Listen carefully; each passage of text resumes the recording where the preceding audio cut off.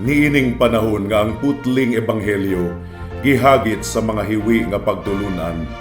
Kinahanglang mo barog ang mga tinunan ni Kristo sa pagpakigbisog sa paglaban sa pagtuo nga makausa ug alang sa tanang panahong gihatag sa Dios ngadto sa iyang katawhan. Mao'y hinungdan nga namugna kining tulumanon ang putling ebanghelyo. 30 minutos nga pagsabwag sa tinuod nga ebanghelyo kauban ni Pastor Jeremias Hangad. Ang putling ebanghelyo tulumanon nga gihatod kaninyo sa Herald of Grace Radio Ministries Philippines. Ang putling ebanghelyo. Ang putling ebanghelyo. Ang putling ebanghelyo.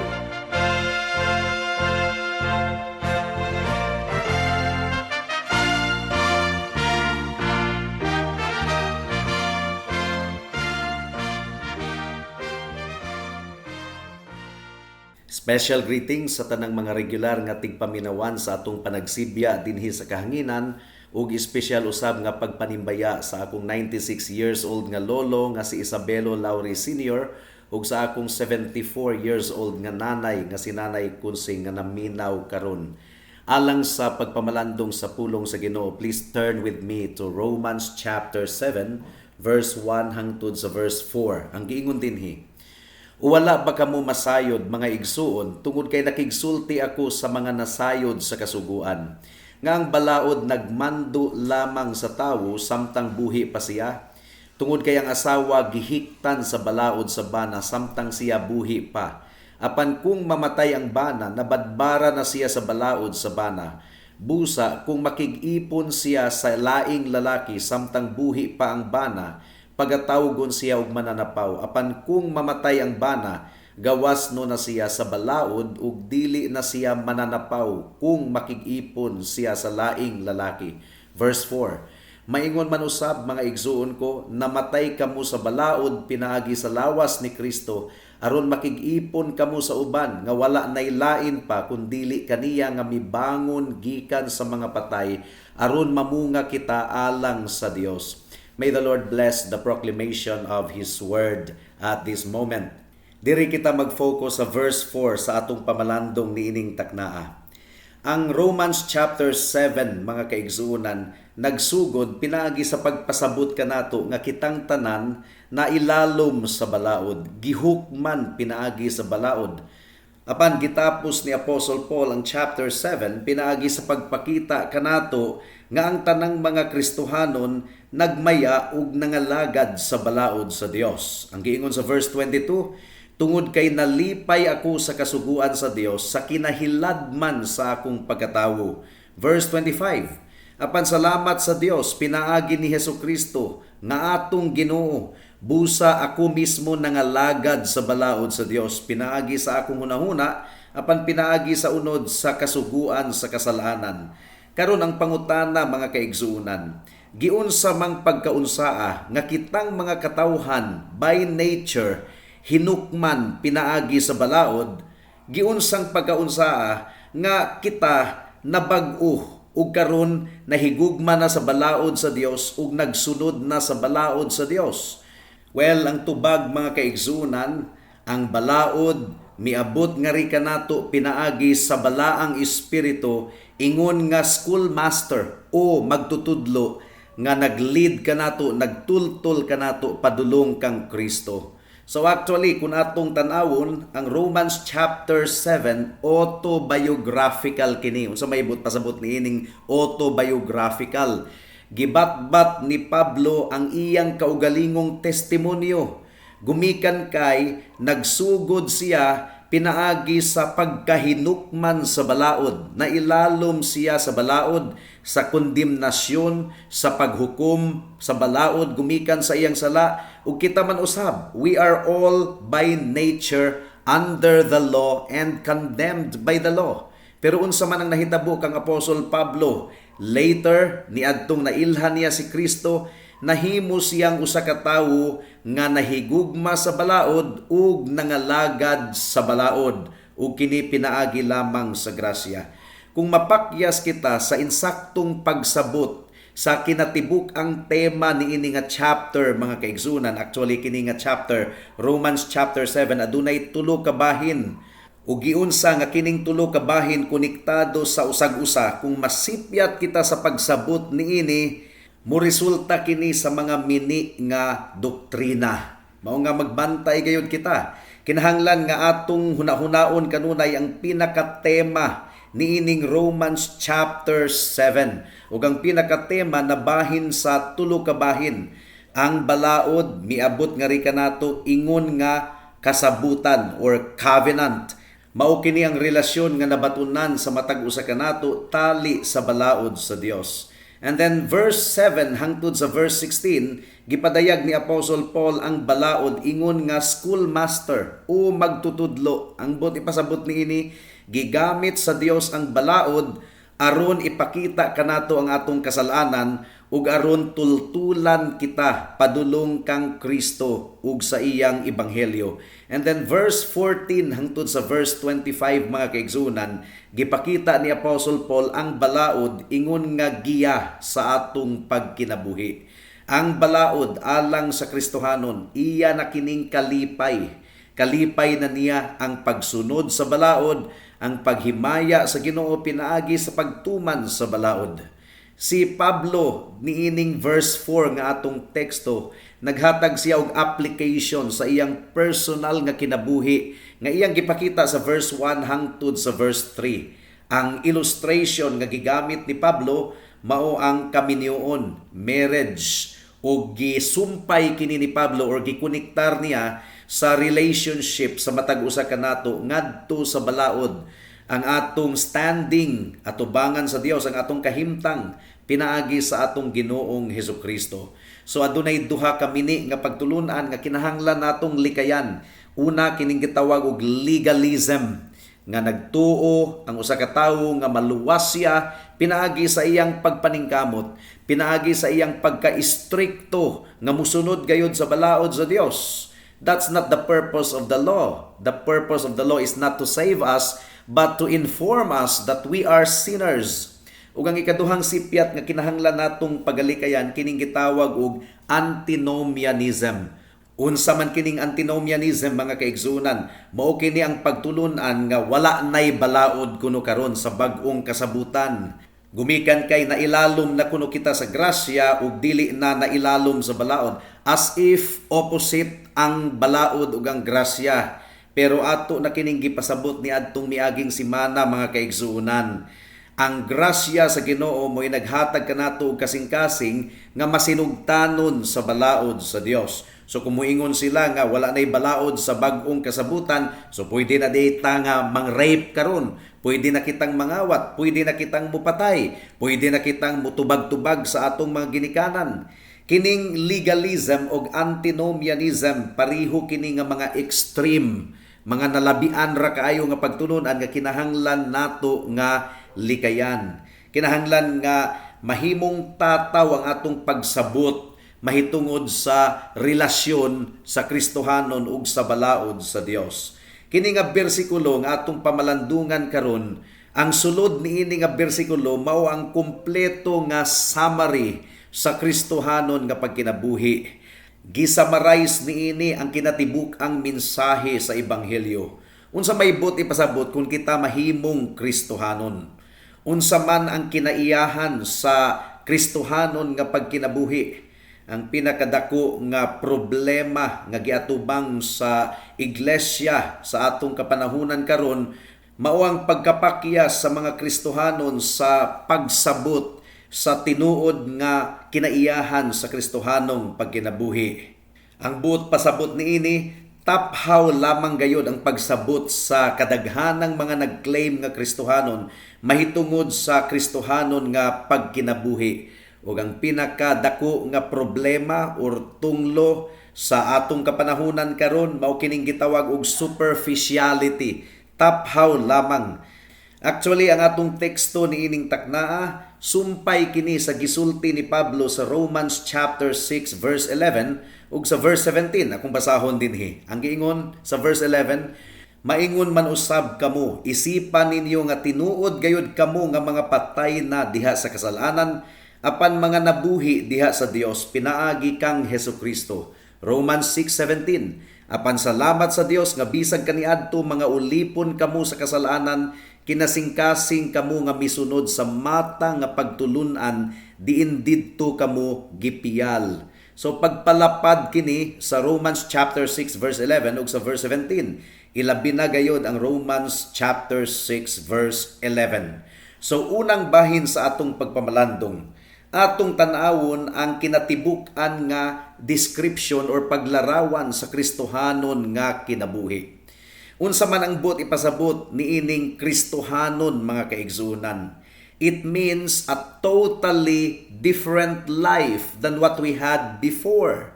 Gumikan kay ang illustration ni Pablo, naghisgot sa pagkapatay ug pagkabuhi, from being dead to being alive. Kung ikaw mahimong Kristohanon, ang buot ipasabot niini, namatay ikaw ug nabanhaw usab. So ang Kristohanon di ay dili lang ingon og gailis ka lang og sinina pero walay kabag-uhan sa imong kinatibuk ang pagkatawo. Ang Kristohanon mga kaigsuonan aduna gayoy radical change gikan sa pagkapatay ngadto sa pagkabanhaw or pagkabuhi diha kang Kristo. Mugani nga kung atong basahon ang Biblia, ang description sa usa ka Christian, born again, new creation, bag-ong binuhat, in other words, regeneration. Bag-o nga kinabuhi ang atong nadawat gikan sa Dios. Ang usa ka Kristohanon nga tawo nahimong patay apan karon nabuhi pag-usab. Dili gaan ang mahimong Kristohanon mga kaigsuonan ug ang kalainan sa kinabuhi sa usa ka Kristohanon kaniadto ug karon dako gayud kaayo ang kalainan. Kinahanglang masabta nato kini og duro. Adunay dako kayong kabag-uhan sa kinabuhi sa usa ka Kristohanon. Ikaduha, ang usa ka tawo nga nahimong Kristohanon aduna na siya'y bag-ong relationship or bag-ong nga relasyon. Mao kini ang gi-emphasize gayud ni Apostle Paul. To be a Christian means that you are in an entirely new relationship to God. Bag-o na ang imong relasyon sa Dios. Kaniadto ang imong relasyon sa Dios mao nga mahadlok ikaw sa Dios. Hinukman ikaw gumikan sa balaod sa Dios. Pero karon ang imong relasyon sa Dios nahimo kang anak sa Dios pinaagi sa atong Ginoong Hesukristo. Mibarog ka atubangan sa Ginoo karon nga dili susama sa imong pagbarog kaniadto. There is an entire change in our relationship with God. Gikan sa pagkahimong kaaway sa Ginoo apan karon nahimong higala sa Ginoo, nahimong anak sa Dios. Ikatulo, mga kaigsunan, to be a Christian means that we have an entirely new purpose in life. Aduna nay bag-ong tumong ang atong kinabuhi. Ug unsa man kini nga tumong? Nga kita mamunga alang sa Dios, mamunga alang sa atong Ginoong Hesukristo. Ang tawo nga dili tinuod nga Kristohanon, walay susama niini nga tumong sa iyang kinabuhi. Kay ngano man, nagkinabuhi lamang siya alang sa iyang kaugalingon. Iya lamang gitagbaw ang iyang kaugalingon. Nakasentro lamang gayud sa iyang kaugalingon ang iyang atensyon. Bisan pag-unsa kabuutan ka na nga tawo sa atong pagbanabana kung dili gayud siya Kristohanon, egocentric ang tawag ni anang tawhana. Kaugalingon ra gayud ang iyang gihunahuna. Apan ang tawo nga nahimong tinuod nga Kristohanon, mamunga gayud alang sa Dios. Ikaupat, ang Kristohanon mao ang usa ka tawo nga gihatagan sa Ginoo og bag-ong abilidad, grasya aron mabuhat niya ang mga butang nga dili niya mabuhat kaniadto. Kaniadto dili siya makapamunga alang sa atong Ginoo. Apan karon mamunga na siya gumikan sa grasya sa Ginoo. So kining mga butanga tinuod gayud kayo alang sa usa ka Kristohanon. Ug kung buot natong masayran kung Kristohanon ba kita or dili, mao kini ang mga ilhanan. Ang pangutana niini mga kaigsuonan, nakita mo ba ang kabag-uhan sa imong kinabuhi? Kay kung tinuod gayud ikaw nga Kristohanon, kining kabag-uhan nga atong gihisgutan tinuod sa imong kinabuhi karon, nga dili kini tinuod sa imong kinabuhi kaniadto. So bisan pa og ikaw nagduda kung Kristohanon ba gayud ikaw o dili, apan kung susihon nimo ang imong kinabuhi, imong i-evaluate ang imong kinabuhi ug nakita nimo nga aduna na kay bag-ong tumong, bag-ong relasyon sa Dios, na bag-o na ang kinatibuk ang dagan sa imong kinabuhi, then do not doubt you are really a Christian.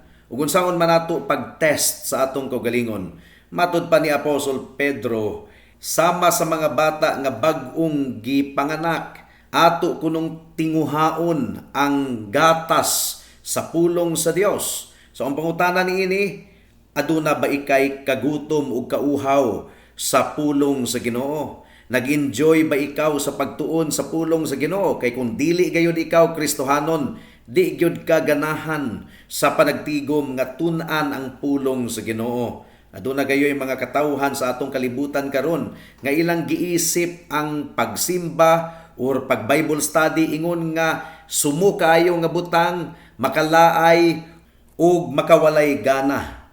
So duna ba ikay tinguha nga mailhan nimo gayud og duro ang Dios ug mga lagad sa atong buhi nga Dios? Dili man perpekto mga kaigsunan, ayaw gayud pagpadala sa mga legalista nga muhukom kanimo nga dili ka tinuod nga Kristohanon. Pero kung ania kini nga mga ilhanan sa imong kinabuhi, be comforted of the fact that you are one of God's people. Usa pa ka pangutana, aduna ba ikay kalipay nga makauban ang mga katawhan sa Dios, ang mga kaigsuunan diha kang Kristo? Nahigugma ba ikaw sa mga kaigsuunan? Makaingon ba gayud ikaw karon nga imo nang gitalikdan ang imong kasalanan ug karon nangalagad na ikaw sa Dios? Ug kaniadto aduna kay dakong kahadlok mahitungod sa kamatayon, mahitungod sa paghukom sa Dios, apan karon aduna na kay pagsabot nga dili ka na mahadlok sa Ginoo gumikan kay ang imong sala gipasaylo, gihugasan na pinaagi sa dugo ni Kristo, ug nga ang Dios imo nang amahan karon. Giisip ka ng anak sa Dios, pinaagi kang Kristo. So imo bang nasabtan kini nga kabag-uhan sa imong relasyon sa Dios? Kaniadto kaaway ka sa Dios, nailalom ikaw sa paghukom sa Dios, gumikan sa imong pagsupak sa balaod sa Dios, apan karon ang atong buhi nga Dios imo nang amahan, ako nang amahan, ug ang atong Ginoong Hesukristo, ang iyang dugo ug pagkamatarong mauna ang nagtabon kanato karon. Aduna na ba ikay bag-ong tumong sa imong kinabuhi? Ug unsa man kini nga tumong nga mga lagad sa Ginoo, duna na ba ikay pagpakabana sa kahimayaan sa Dios? Ikaw ba gimanduan niining bag-ong tumong sa imong kinabuhi nga nahauyon sa Biblia? So kung imo kining atubangon kini nga mga pangutana honestly, masabtan gayud nimo kung unsa ang imong gibarugan.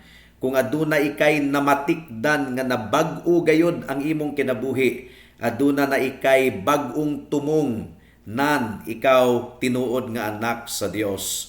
Aduna ba ikay tinguha nga mapahiling kawas gikan sa tanang matang sa kasalanan? Kung ikaw mahulog sa kasalanan, imo ba kining gikaguol og duro? So kining mga butanga kinahanglang anaa sa imong kinabuhi. Niini nga paagi atong masayran kung tinuod bagayod kita nga Kristohanon or dili. Next, mga kaigsuunan, kung kining mga butanga mao gayod ang naglarawan sa tinuod nga Kristohanon, ang pangutana, unsaon man nga usa ka tawo mahimong tinuod nga Kristohanon? Ang tubag, mahimo siyang tinuod nga Kristohanon kung talikdan niya ang iyang sala, iyang isugid kini sa Dios, ug kung musalig siya kang Hesukristo ingon nga iyang bugtong Dios ug manluluwas, kung mulaom lamang siya sa dugo ug pagkamatarong sa atong Ginoong Hesukristo. So nahimo kitang Kristohanon pinaagi sa atong Ginoong Hesukristo. Kinahanglan nga ikasal kita ngadto kaniya, makasal kita ngadto kang Kristo. Walay Kristyanismo kung absent ang atong Ginoong Hesukristo. Ang kaluwasan anaa lamang gayod kang Kristo gikan sa sinugdanan hangtod sa katapusan. So ang pangutana niini, miabot na ba ikaw sa punto sa imong kinabuhi nga nakaingon gayod ikaw nga kung ikaw mamatay karon sigurado gayod nga langit ang imong kapadulngan, or muadto ikaw sa atong buhi nga Dios, o kung tagbuon ikaw sa pultahan sa langit ug pangutanon ka nganong pasudlon ka dinhi sa langit, unsa may imong itubag? Gumikan kay buutan ka, gumikan kay aktibo ka sa church, bagsak ka na nga tubag, dili ikaw tinuod nga Kristohanon. Kung mao, dili ka na Kristyanismo. Ang Kristyanismo nga wala si Kristo, dili na tinuod nga Kristyanismo. So kining mga butanga atong naangkon pinaagi lamang sa atong Ginoong Hesukristo. Dili ka makaingon nga Kristohanon ko, yes, I am a Christian, pero dili na ako ma-explain kung giunsa. No, walay Kristohanon nga ingon ana ang inistoryahan. Dili igo mga kaigsunan nga moingon ka nga, yes, nagtuo ko sa atong Ginoong Hesukristo. Well, unsa man ang imong gituohan mahitungod kang Kristo. You have to be very specific. Kay daghan kayong mga tao nga abti kayo mo hatag og general statement. Pero unsa man gayud ang imong gituohan mahitungod kang Kristo. It's so easy for you to say nga magtutuo ka sa atong Ginoong Hesukristo, but the question is, what do you believe about the Lord Jesus Christ? Well, first of all, ang tinuod nga Kristohanon namatay na gikan sa paghukom sa balaod, pinaagi sa lawas sa atong Ginoong Hesukristo. So mo kini ang doktrina, giunsa man ka pagluwas ni Kristo, dili pinaagi lamang sa iyang pagkatawo niining kalibutan na or sa iyang pagwali dito sa Sermon on the Mount, sa iyang mga pagtulunan, sa iyang example. No! Ang pinaka-crucial nga butang mga kaigsunan mao ang kamatayon ni Kristo, mao ang lawas ni Kristo nga iyang gihalad alang sa mga makasasala. So, namatay usab ikaw gikan sa pagbulutan sa balaod. Nganong giingon ni Pablo, namatay usab ikaw. It is because si Kristo namatay usab gikan sa balaod. Bayolente nga kamatayon didto sa cross sa Kalbaryo. Dili lang kay namatay si Kristo, gipatay gayud siya, gihukman siya, gumikan sa sala sa mga katawhan. Ang lawas ni Kristo mao ang nag-remind kanato nga ang kaluwasan nga iyang gihatag kanato dili lang pinaagi sa idea sa hunahuna, kundi actual gayud nga nahitabo sa kasaysayan nga siya gilansang didto sa cross sa Kalbaryo, iyang gisakripisyo ang iyang kaugalingon tungod ug alang sa mga makasasala nga susama nimo ug susama kanako. Direkta gayod nga gibuhat ni Kristo gumikan kay iyang gituman ang dikta sa balaod. Ang giingon sa atong teksto, maingon man usab mga igsuon ko, namatay kamo sa balaod pinaagi sa lawas ni Kristo. Mao kini ang doktrina sa atonement. Kining atonement, kining pagtabon sa atong sala. Ang sala batok sa balaod sa Dios kinahanglan gayod nga matabunan. Nganong gikinahanglan man nga mamatay si Kristo didto sa cross. Pwede biya unta nga mutawag siya ginatos or nilibo ka mga anghel aron luwason siya gikan sa kamatayon didto sa cross. Pero nganong iya mang gipili nga iyang gitugyan ang iyang kinabuhi didto sa cross. Gumikan kini sa dikta sa balaod sa Dios. Galatians chapter 4 verse 4. Apan sa dihang miabot ang hingpit nga panahon, gisugo sa Dios ang iyang anak nga gipakatawo sa usa ka babayi ug gipanganak ilalom sa balaod. Mianhi si Kristo aron luwason kita, tubuson kita, lukaton kita gikan sa paghukom sa balaod. Mao kini ang yabi sa tanan nga gibuhat ni Kristo, ilabi na ang iyang kamatayon didto sa cross sa Kalbaryo. So, mo kini ang kamatuoran. Ang balaod sa Dios dili pwedeng baliwalaon lang nato ug ipadapli nato mga kaigsuonan. Ang balaod sa Dios, balaod gayod sa Dios. Ang tanang gibuhat sa Dios makatarunganon gayod, matarong ug balaan. Ug ang balaod sa Dios nagmando kanato, nagdikta nga kinahanglan gayod nga silutan pinaagi sa kamatayon ang tanang pagsupak. Mao kini giingon sa Biblia, the soul that sins, it shall die. Ang kalag nga nakasala kinahanglang mamatay gayod. So mao kini ang gipangayo sa balaod, gidikta sa balaod, ang bayad sa sala mao ang kamatayon ug mao kini ang problema. Kitang tanan nahailalom sa paghukom, gumikan sa pagsupak nato sa balaod. Ug ang paghukom sa Dios mao ang kamatayon. Apan si Kristo mga kaigsunan, mianhi siya ug nagpailalom sa pagbulutan sa balaod tungod og alang kanato. Dili biya unta kinahanglan nga mopailalom siya sa balaod, gumikan kay siya man ang naghatag og balaod.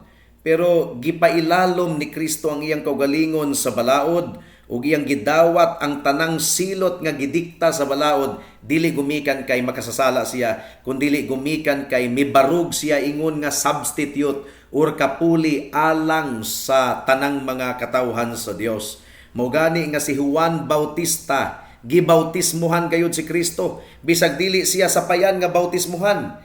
Ang baptism ni John, that was a baptism of repentance. Unsa may hinulsulan ni Kristo nga wa man siya sala. Pero naghinulsol si Kristo dili alang sa iyang sala, kundi alang sa sala sa mga katawhan nga iyang girepresentahan. So, gihalad ni Kristo ang iyang dugo, mataro nga dugo, balaan nga dugo, tungod og alang sa mga pinili niyang katawhan. Nakasala kita. Ang atong sala dili gayud mapapas pinaagi sa atong pagpaningkamot. Apan si Kristo mga kaigsunan, iyang gihalad ang iyang kaugalingon kausa lamang alang sa tanang panahon. Ang giingon sa Romans chapter 3 verse 25 to 27. Siya ang gihalad sa Dios isip halad nga panglukat, pinaagi sa iyang dugo nga epektibo pinaagi sa pagtuo. Gibuhat niya kini aron mapakita ang pagkamatarong sa Dios. Tungod kay sa iyang balaan nga pagpailob, iyang gipalabay ang mga kasalanan nga nahimo sa nangagi, aron mapamatud-an sa kamulo nga panahon nga siya matarong ug aron mahimo siyang hingpit ug tig-isip nga hingpit sa tawo nga adunay pagtuo kang Hesus. Busa asa man ang pagpasigarbo, wala kini labot pinaagi sa unsang kasuguan sa mga buhat, dili kundili pinaagi sa kasuguan sa pagtuo. Gipasabot kini ni Apostle Paul. What about the Apostle Peter? 1 Peter chapter 2 verse 24. Siya mismo ang nagdala sa atong mga kasalanan diha sa iyang lawas sa punuan sa kahoy, aron kita mamatay sa mga kasalanan ug mabuhi sa pagkamatarong tungod sa iyang mga samad, naayo kita. Mao lamang gayud kadto ang bugtong pamaagi aron maluwas kita gikan sa atong mga kasalanan. Dili pwede nga pasayloon ka sa Ginoo nga wala na bayri ang imong sala pinaagi sa balaang dugo. Wala kay pangbayad, pero si Kristo mao ang nagbayad. Mao nga ang resulta niini, matarong ang Dios ug tig-isip nga matarong alang kaniya nga nagtuog nagsalig kang Kristo.